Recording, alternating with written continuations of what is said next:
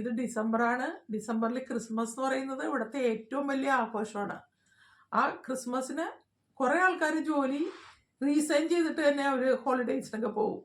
അപ്പോൾ ജോലിക്ക് അപ്ലൈ ചെയ്യാൻ പറ്റുന്ന ഏറ്റവും പറ്റിയ സമയമാണ് ഇത്. Hello, good morning. സുഖമായിട്ടിരിക്കുന്നില്ലേ എല്ലാവരും? എല്ലാവരും ജോലിക്കൊക്കെ അപ്ലൈ ചെയ്യുന്നുണ്ടോ? ജോലിക്കൊക്കെ അപ്ലൈ ചെയ്യണം കേട്ടോ. ഇവിടെ ഒരുപാട് പ്രാവശ്യം അപ്ലൈ ചെയ്യുമ്പോഴാണ് ഇപ്പോൾ ന്യൂസിലൻഡിലുള്ളവർക്ക് പോലും ജോലി കിട്ടുന്നത്. അപ്പോൾ പിന്നെ നിങ്ങൾ പുറത്തു നിന്ന് അപ്ലൈ ചെയ്യുമ്പോഴോ കുറച്ചുകൂടി പ്രാവശ്യം അപ്ലൈ ചെയ്യേണ്ടതായിട്ട് വരും. അപ്പം എന്തായാലും നിങ്ങൾ ജോലിക്ക് അപ്ലൈ ചെയ്തിട്ട് റെസ്പോൺസ് ഒന്നും കിട്ടിയില്ല എന്ന് വെച്ചിട്ട് നിങ്ങൾ അത് നിർത്തിക്കളയരുത്. കമ്പനിയെ നിങ്ങൾ കോൺടാക്ട് ചെയ്ത് നോക്കുക. ഞാൻ നേരത്തെ പറഞ്ഞ പോലെ അവരുടെ കോൺടാക്ടേഴ്സിലെ ഇമെയിൽ എടുത്തിട്ട് അവർക്ക് നല്ലൊരു ലെറ്റർ എഴുതുക, ഇംപ്രസീവ് ആയിട്ടുള്ള ലെറ്റർ എഴുതുക. അപ്പോൾ നിങ്ങളുടെ എക്സ്പീരിയൻസും നിങ്ങളുടെ ക്വാളിഫിക്കേഷനും ഒക്കെ വെച്ചിട്ട് നിങ്ങൾ ഒരു ലെറ്റർ എഴുതുമ്പോൾ അതിന് നിങ്ങൾക്ക് എന്തായാലും റിപ്ലൈ ഉണ്ടാവും. അപ്പോൾ ഒരു ജോലിക്ക് അപ്ലൈ ചെയ്യുന്നതോടൊപ്പം തന്നെ നിങ്ങൾ ആ കമ്പനിക്ക് കോൺടാക്ടേഴ്സിൽ ഒരു ഇമെയിൽ കൂടി അയക്കുക. അതിന് നല്ല റിസൾട്ട് ഉണ്ടാവും കേട്ടോ. അല്ലാതെ വെറുതെ ജോലിക്ക് അപ്ലൈ ചെയ്തുകൊണ്ട് നോക്കിയിരിക്കരുത്. പിന്നെ ഒരു പ്രത്യേക കാര്യം, ഇത് ഡിസംബറാണ്. ഡിസംബറിൽ ക്രിസ്മസ് എന്ന് പറയുന്നത് ഇവിടുത്തെ ഏറ്റവും വലിയ ആഘോഷമാണ്.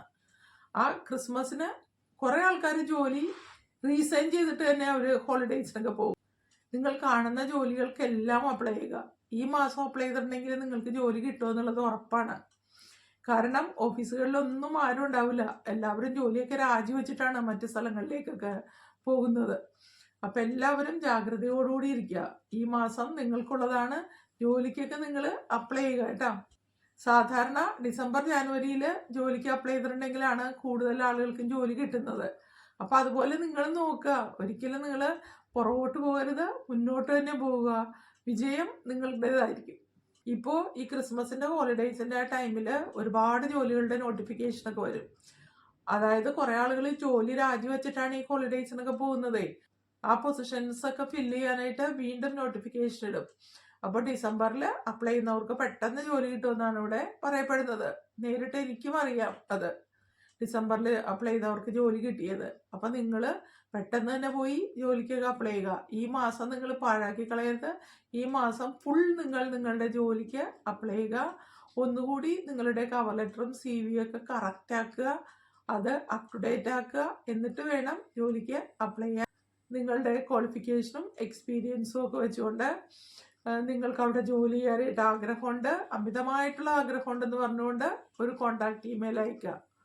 എന്തുകൊണ്ട് നിങ്ങൾ ആ ജോലി ആഗ്രഹിക്കുന്നു എന്നുകൂടി അതിൽ ഉൾപ്പെടുത്തുക. അവരെ ഇംപ്രസ് ചെയ്യുന്ന വിധത്തിലായിരിക്കണം ആ ഇമെയിൽ അയക്കേണ്ടത്. അപ്പം എല്ലാവരും പോയിട്ട് പെട്ടെന്ന് തന്നെ ജോലിക്കൊക്കെ അപ്ലൈ ചെയ്യാം കേട്ടോ. ഇവിടുത്തെ ഹോസ്പിറ്റലുകളിൽ പോലും ഒരുപാട് അവധി വരുന്ന സമയമാണ് ഇത്. അപ്പോൾ ഹോസ്പിറ്റലുകളിൽ ഇപ്പോൾ സോഫ്റ്റ്വെയർ എഞ്ചിനീയർ മുതൽ ഡ്രൈവർ വരെയുള്ള ഒരുപാട് ജോബ്സ് ഉണ്ടാവും. എല്ലാത്തരം ജോബ്സ് ഉണ്ടാവും. അപ്പോൾ ഹോസ്പിറ്റലുകളുടെ പേര് നിങ്ങൾ സെർച്ച് ചെയ്തിട്ട് അവിടുത്തെ കരിയർ സെക്ഷനിൽ പോയി നോക്കിയിട്ടുണ്ടെങ്കിൽ ഈ ജോബ്സ് ഒക്കെ നിങ്ങൾക്ക് കാണാൻ സാധിക്കും. ഞാൻ ചില പേരുകളൊക്കെ ഇവിടെ പറയാം കേട്ടോ. അപ്പോൾ അവിടെയൊക്കെ പോയിട്ട് പെട്ടെന്ന് തന്നെ ജോലിക്കൊക്കെ അപ്ലൈ ചെയ്തോട്ടോ. എന്തായാലും നിങ്ങൾക്ക് ജോലി കിട്ടും. അപ്പോൾ ആത്മവിശ്വാസത്തോടു കൂടി ഇരിക്കുക. നിങ്ങൾക്ക് ജോലി കിട്ടുന്നതും ജോലിക്ക് പോകുന്നതൊക്കെ നിങ്ങൾ സ്വപ്നം കണ്ടുകൊണ്ടിരിക്കുക. ആയിട്ട് നിങ്ങൾക്ക് ആ പൊസിഷനിൽ ചെന്നെത്തിച്ചേരാൻ സാധിക്കുമെന്നുള്ളത് ഉറപ്പാണ്. അതിനുവേണ്ടി ശ്രമം തുടർന്നുകൊണ്ടേയിരിക്കുക. ഈ മാസം വളരെ പ്രധാനപ്പെട്ടതാണ്. ഒരുപക്ഷെ നിങ്ങൾ ഫസ്റ്റ് അപ്ലൈ ചെയ്യുന്നതിന് തന്നെ കിട്ടിയെന്നും വരും. ഓരോരുത്തരുടെ ലക്കനുസരിച്ചാണ് ഇതൊക്കെ വരുന്നത് കേട്ടോ. അപ്പം അത് നമുക്കിവിടെ നേടിയെടുക്കാൻ എന്തൊക്കെ ചെയ്യണമെന്നാണ് നമ്മൾ ആദ്യം തന്നെ ചിന്തിക്കേണ്ടത്. അതിലൊന്നാമതായിട്ട് നമ്മുടെ CV കറക്റ്റാക്കി ഉണ്ടാക്കുക. അടുത്തത് നല്ലൊരു കവർ ലെറ്റർ ഉണ്ടാക്കുക. ഇതൊക്കെ ATS ഫ്രണ്ട്ലി ആയിട്ടുള്ള കവർ ലെറ്ററും CVയുമാണ് നിങ്ങൾ ഉണ്ടാക്കേണ്ടത്. അതിനിപ്പോൾ ഒരുപാട് വഴികളുണ്ട്. അതായത് ChatGPT വഴിയോ അല്ലെങ്കിൽ മറ്റേതെങ്കിലും AI പ്ലാറ്റ്ഫോം വഴിയോ നിങ്ങൾക്ക് ഇതൊക്കെ ക്രിയേറ്റ് ചെയ്തെടുക്കാവുന്നതേ ഉള്ളൂ. ഇല്ലെങ്കിൽ ഞാൻ ചില വീഡിയോസിൽ എങ്ങനെ ഒരു CV ഉണ്ടാക്കണം, എൻ്റെ ഒരു CV ഉൾപ്പെടെ ഞാനിവിടെ കാണിച്ചിട്ടുണ്ട്. അപ്പോൾ അതൊക്കെ പോയി ഒന്ന് കണ്ടു നോക്കുക കേട്ടോ. എന്തായാലും നിങ്ങൾ ഉദ്ദേശിക്കുന്ന രീതിയിൽ തന്നെ നിങ്ങളുടെ ജീവിതത്തിൽ വിജയം കൈവരിക്കാൻ സാധിക്കും എന്നുള്ളത് ഉറപ്പാണ്. പക്ഷെ നമ്മൾ അതിന് ഒരുങ്ങി പുറപ്പെടണം. അതായത് നമ്മൾ അതിനു വേണ്ടി ഒരു തീരുമാനം എടുക്കുക. നമ്മുടെ മനസ്സാണ് എല്ലാ കാര്യങ്ങളും തീരുമാനിക്കുന്നത്. അപ്പോൾ ആരും തന്നെ പിന്നോട്ട് പോകാണ്ട് എപ്പോഴും മുന്നോട്ട് മാത്രം പോവുക. വീട്ടിലെ ചീത്ത വാക്കുകളൊക്കെ ഉപയോഗിക്കുന്നത് നിർത്തുക. എപ്പോഴും പോസിറ്റീവായ കാര്യങ്ങൾ മാത്രം ചിന്തിക്കുക. ഈ നെഗറ്റീവ് കാര്യങ്ങളൊക്കെ ചിന്തിച്ചിട്ട് നമ്മൾ മനസ്സ് ചീത്താക്കാന്ന് മാത്രമല്ലേ ഉള്ളൂ. അതുകൊണ്ട് നമ്മൾക്ക് യാതൊരു ഗുണവുമില്ല. അപ്പോൾ ചീത്ത കാര്യങ്ങൾ ഒരിക്കലും ചിന്തിക്കാണ്ടിരിക്കുക. ചിന്തിക്കാണ്ടിരിക്കുക എന്ന് പറയുമ്പോൾ ആദ്യം നമുക്ക് അതൊക്കെ മനസ്സിൽ വരും. പക്ഷെ അതൊക്കെ നമ്മൾ പതുക്കെ പതുക്കെ പതുക്കെ അതിൽ നിന്ന് ഗെറ്റ് ഓഫ് ചെയ്യുക.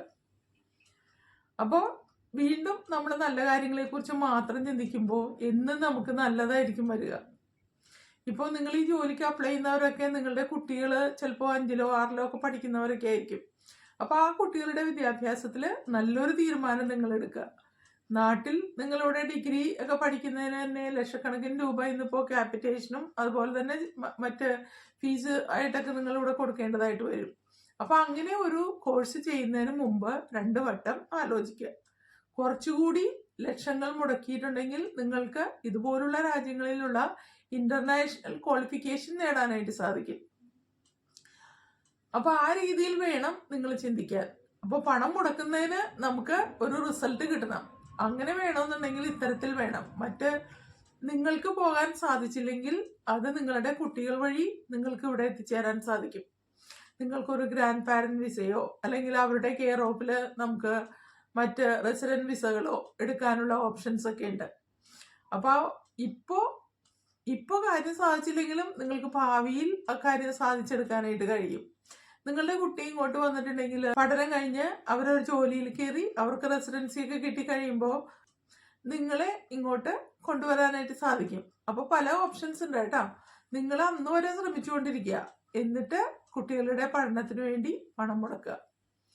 അതുപോലെ തന്നെ നമ്മൾ ജോലി ചെയ്യുന്ന പണം കുറച്ച് നമുക്ക് വേണ്ടി കൂടി കരുതി വയ്ക്കുക കേട്ടോ. ഉള്ള പണം മുഴുവൻ കുട്ടികൾക്ക് വേണ്ടി മുടക്കി അവസാനം ജീവിക്കാൻ നിവൃത്തിയില്ലാത്ത ഒരുപാട് ആളുകൾ നമ്മുടെ നാട്ടിലുണ്ട്. പല ആളുകളെ കുറിച്ച് എനിക്ക് നേരിട്ട് അറിയാം.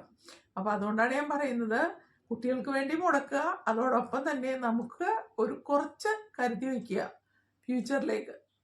ഇതുപോലുള്ള രാജ്യങ്ങളിലേക്ക് വന്നെത്തിയാൽ നമ്മൾ ഫ്യൂച്ചറിലേക്ക് കരുതി വയ്ക്കേണ്ട ആവശ്യമേ ഇല്ല. അതായത് നമുക്ക് ജോലി ചെയ്യാൻ പറ്റാത്ത ഒരവസ്ഥ വന്നിട്ടുണ്ടെങ്കിൽ നമ്മളെ സ്റ്റേറ്റ് പ്രൊട്ടക്റ്റ് ചെയ്യും. അതുകൊണ്ടാണ് ഇത്തരം രാജ്യങ്ങളിലേക്ക് ജോലി നോക്കാൻ ഞാൻ നിങ്ങളോട് പറയുന്നത്. എൻ്റെ എക്സ്പീരിയൻസിൽ നിന്നും എൻ്റെ ജീവിതത്തിൽ നിന്നും ഞാൻ കണ്ടെത്തിയ ചില ഉപദേശങ്ങളാണ് നിങ്ങൾക്ക് നൽകുന്നത്. നിങ്ങൾക്കത് സ്വീകരിക്കാം, സ്വീകരിക്കാതിരിക്കാം. നല്ലൊരു ഭാവി എല്ലാവർക്കും ആഗ്രഹം ഉണ്ടാവും അല്ലേ? നിങ്ങൾക്ക് ആഗ്രഹം ഉണ്ടെങ്കിൽ മാത്രമേ നിങ്ങൾക്ക് ആ ഒരു ലക്ഷ്യത്തിൽ എത്തിച്ചേരാനായിട്ട് സാധിക്കുള്ളൂ. പിന്നെ നമ്മുടെ ചുറ്റുമുള്ള ആളുകൾ നമ്മെക്കുറിച്ച് നെഗറ്റീവായിട്ട് പറയുന്ന ആളുകളൊക്കെ ഒരുപാടുണ്ടാവും. ഇതൊന്നും മൈൻഡ് ചെയ്യാണ്ടിരിക്കുക കേട്ടാ. ഇതൊക്കെ മൈൻഡ് ചെയ്തിട്ട് എന്താ കാര്യം? അപ്പോൾ പിന്നെ മൈൻഡ് ചെയ്യാണ്ടിരിക്കുന്നതല്ലേ നല്ലത്. അതിലൂടെ നമുക്കൊരു നേട്ടം ഉണ്ടാവുകയാണെങ്കിലോ അതാണ് നല്ലത്. കുട്ടികളെയും ആ രീതിയിൽ ഇപ്പോഴേ തന്നെ പരിശീലിപ്പിക്കുക. ജീവിതത്തിൽ ഒരുപാട് ടെൻഷനും ബുദ്ധിമുട്ടുകളൊക്കെ ഉണ്ടാവും. പക്ഷേ ആ ടെൻഷൻ അതിജീവിക്കാനുള്ളൊരു മാർഗമാണ് ഞാനിവിടെ പറയുന്നത്. ചീത്ത വാക്കുകൾ ഒരിക്കലും വീട്ടിൽ ഉപയോഗിക്കരുത്. സ്റ്റഡി വിസ എടുത്തു വരാനായിട്ട് ആഗ്രഹിക്കുന്നവരും അതിന് കഴിവുള്ളവരും ഉണ്ടെങ്കിൽ അതിനുവേണ്ടി ശ്രമിക്കുക. നമുക്കിപ്പോൾ ലോണൊക്കെ എടുത്താലും ഇത്തരത്തിലുള്ള സ്റ്റഡി വിസ എടുക്കാനായിട്ട് സാധിക്കും. അപ്പോൾ അതിനുവേണ്ടി ശ്രമിക്കുക. നിങ്ങൾ IELTS ട്രൈ ചെയ്യുക, ഡ്രൈവിംഗ് ഒക്കെ പഠിച്ചിരിക്കുക. കാരണം ഇത്തരത്തിലൊരു രാജ്യത്ത് വരുമ്പോൾ ഡ്രൈവിംഗ് ഇല്ലാതെ നമുക്ക് ജീവിക്കാൻ സാധിക്കില്ല. കാരണം ജോലിക്ക് പോകണം എന്നുണ്ടെങ്കിൽ നിങ്ങൾ നിങ്ങളുടെ സ്വന്തം വാഹനത്തിലായിരിക്കണം പോകേണ്ടത്. റിമോട്ട് ഏരിയാസിലൊക്കെ ആയിരിക്കും നമുക്ക് ജോലി കിട്ടുന്നത്. അപ്പം അങ്ങനെ പോകണമെന്നുണ്ടെങ്കിൽ ട്രാൻസ്പോർട്ട് അത്യാവശ്യമാണ്. എല്ലാവരും മുന്നൊരുക്കങ്ങൾ ആരംഭിക്കുക. ഡ്രൈവിംഗ് പഠിക്കുക, IELTS ഒരു പ്രാവശ്യമെങ്കിലും ട്രൈ ചെയ്യുക. അത്യാവശ്യം കുക്കിംഗ് ഒക്കെ പഠിക്കുക. ഇവിടേക്ക് വന്ന് എത്തിയാലുള്ള ഒരു ഗുണം ഞാൻ പറയാം കേട്ടോ. നമുക്ക് പുറത്തുകൂടി ഫ്രീ ആയിട്ട് നടക്കാം. ആരും നമ്മളെ മൈൻഡ് ചെയ്യുന്നില്ല.